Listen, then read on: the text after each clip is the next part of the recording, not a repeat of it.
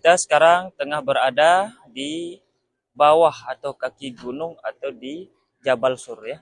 Jadi di atas ini adalah Jabal Sur, di mana disinilah tempat baginda Rasulullah Sallallahu Alaihi Wasallam beristirahat selama 3 hari 3 malam. Jadi beliau tidak dikepung rumahnya, sudah dikepung rumahnya oleh pemuda-pemuda yang tangkas dari semua suku yang ada di kota Makkah Al-Mukarramah, guna untuk membunuh baginda Rasulullah SAW.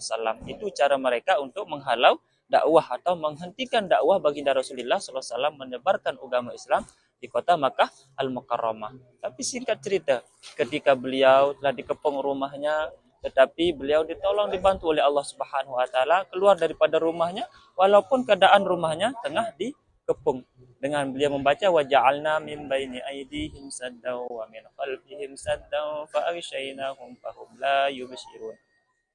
Jadi seperti yang saya jelaskan tadi, Allah Subhanahu wa min khalfihim saddan fa aghshaynahum fahum la yubsirun.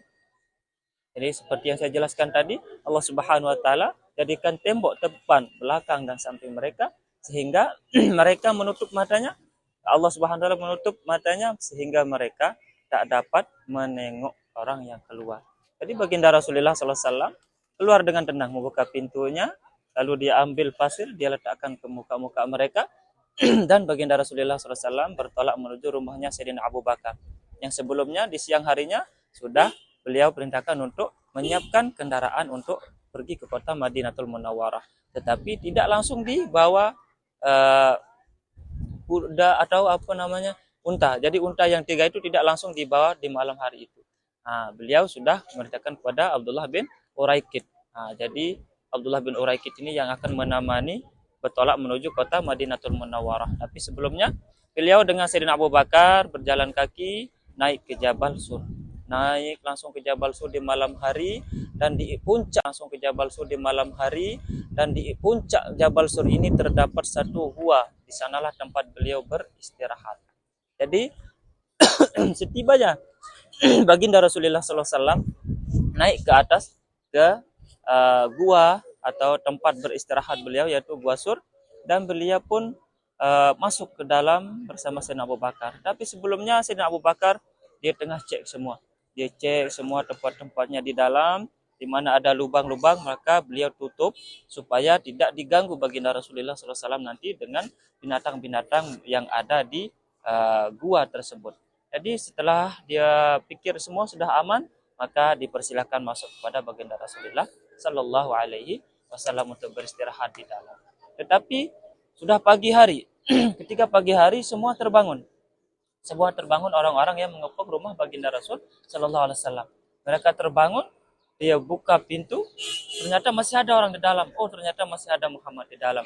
Tetapi mereka tidak langsung membunuh, karena mereka tengok di dalam itu ada orang tengah tertidur. Dia pikir itu adalah Muhammad SAW. Tapi pantang bagi mereka untuk membunuh orang yang tengah tidur. Jadi mereka tidak langsung membunuh, tapi beliau orang-orang itu membangunkan orang yang tidur tersebut. Maka dia tengok itu adalah Sayyidina Ali bin Abu Thalib. Lalu ditanyakan kepada Sayyidina Ali, "Ya Ali, di mana Muhammad?" "Saya tidak tahu, saya tidur saja di sini." Jadi orang-orang kafir Quraisy keluar berteriak, "Muhammad sudah pergi ke Madinah, Muhammad sudah lolos, Muhammad sudah berhijrah ke kota Madinah." Maka kerajaan saat itu orang Mekah menyatakan sayembara, mengadakan sayembara. Barang siapa yang menemukan Muhammad hidup maupun mati, maka akan dihadiahkan oleh 100 unta. Berebut untuk mendapatkan atau menemukan Muhammad hidup maupun mati. Jadi guna untuk mendapatkan hadiah yang 100 unta. Maka semua orang kafir Quraisy mencari di mana tempat baginda Rasulullah SAW. Seandainya Muhammad hijrah ke kota Madinah, mesti mereka akan ke arah sebelah sana, bukan ke arah sini. Tetapi saat itu hingga kaum kafir Quraisy itu naik ke atas. Jadi semua kaum kafir Quraisy yang tengah mencari baginda Rasul Sallallahu Alaihi Wasallam, mereka semua naik ke atas, naik untuk mencari Muhammad Sallallahu Alaihi Wasallam guna untuk mendapatkan 100 unta. Jadi maka ketika itu gua itu semacam bekas ini ya. Gua kalau ada orang naik ke atas gunung tersebut, maka Kalau dia menoleh ke bawah, maka dia akan tengok orang di dalam. Jadi Sayyidina Abu Bakar mengatakan pada Rasulullah, ya Rasulullah, sekiranya orang di atas kita ini menengok ke bawah. Jadi orang-orang kafir Quraisy naik ke atas, sampai ke atas gua Sur tersebut. Ketika Sayyidina Abu Bakar menengok ke atas, dia tengok nampak telapak kaki daripada kaum kafir Quraisy yang tengah mencari baginda Rasul sallallahu alaihi wasallam. Ya Rasulullah, seandainya mereka akan menoleh ke bawah, maka mereka akan menengok kita. Lalu kata baginda Rasulullah sallallahu alaihi wasallam, la tahzan innallaha ma'ana. Jangan kau risau, jangan kau khawatir, jangan kau takut bahwa kita bukan berdua saja, tapi Allah selalu bersama kita. Lalu Sayyidina Abu Bakar pun merasa tenang, dan Allah Subhanahu wa taala menurunkan pertolongannya berupa spider. Yaitu sarang laba-laba. Spider membuat sarangnya di mulut gua tersebut, dan ada burung merpati. Ada burung merpati yang bertelur di muka atau di lubang jalan masuk ke gua tersebut. Lalu mereka nak masuk ke dalam, dia tengok sarang laba-laba. Kalau betul Muhammad masuk ke dalam, maka sarang laba-laba ini akan rusak. Ada di sana. Maka mereka mengurungkan niat untuk mencari ke dalam, untuk masuk, maka mereka kembali ke kota Makkah Al-Mukarramah. Jadi beliau di sana 3 hari 3 malam. Mulai daripada malam Jumat, malam Sabtu, malam Ahad. Ahad malam Isnin baru bertolak menuju kota Madinatul Munawwarah. Dan selama beliau berada di atas 3 hari 3 malam, lalu kita timbul pertanyaan, mereka makan apa 3 hari 3 malam? Maka baginda Rasulullah SAW sudah merencanakan lebih awal. Jadi adapun keluarga daripada Sayyidina Abu Bakar ini adalah yang banyak berperan ketika baginda Rasulullah SAW nak hijrah ke kota Madinatul Munawwarah. Jadi adapun namanya Fuhairah. Jadi ini adalah seorang pembantu daripada Sayyidina Abu Bakar, Abdullah bin Fuhairah. Beliau adalah pengembala kambingnya Sayyidina Abu Bakar. Jadi adapun Siti Asma, Asma binti Abi Bakar, binti Aisyah radhiyallahu anha. Jadi beliau adalah putrinya Sayyidina Abu Bakar. Siti Asma, beliau yang selalu naik ke atas untuk mengantarkan makanan. Ya, di malam hari dia naik ke atas untuk mengantarkan roti, mengantarkan susu dan lain sebagainya untuk makanan ayahnya dan baginda Rasul sallallahu alaihi wasallam. Ketika Siti Asma hendak naik ke atas, maka akan diiringi oleh Abdullah dengan Amir bin Fuhairah. Jadi Amir bin Fuhairah ini mengiringi dengan kambing-kambingnya agar bekas telapak kakinya tidak ditemukan oleh orang-orang kafir Quraisy yang tengah mencari baginda Rasul sallallahu alaihi wasallam. Adapun Abdullah bin Abu Bakar. Abdullah ini adalah anak daripada Sayyidina Abu Bakar. Nah, jadi tugasnya mengantarkan informasi, mengantarkan berita apa yang terjadi dekat kota Makkah Al-Mukarramah. Maka dia akan naik ke atas, maka akan bercerita apa yang terjadi. Bahwa di kaum kafir Quraisy, siapa yang menemukan Muhammad hidup maupun mati, maka akan diberikan hadiah 100 unta. Nah, jadi itu ada 3.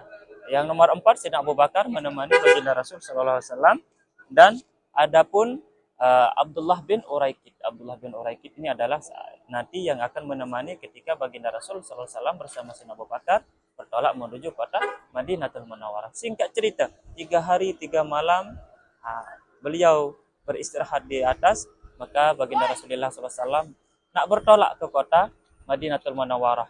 Ahad malam Isnin. Ahad malam Isnin. Dia kan 3 unta yang sudah diberikan upah oleh Sayyidina Abu Bakar, yaitu Abdullah bin Uraikid, untuk menemani menuju kota Madinatul Munawwarah.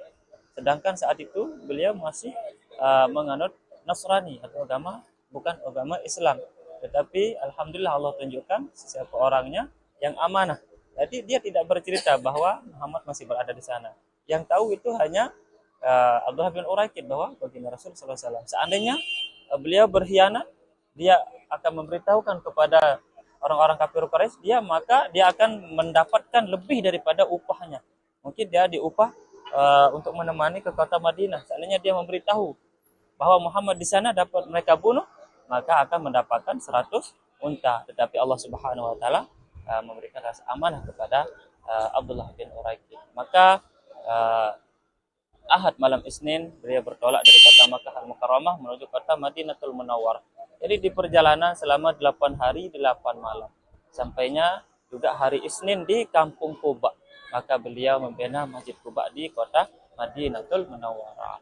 Jadi itulah sejarah hijrahnya daripada kota Makkah menuju kota Madinah.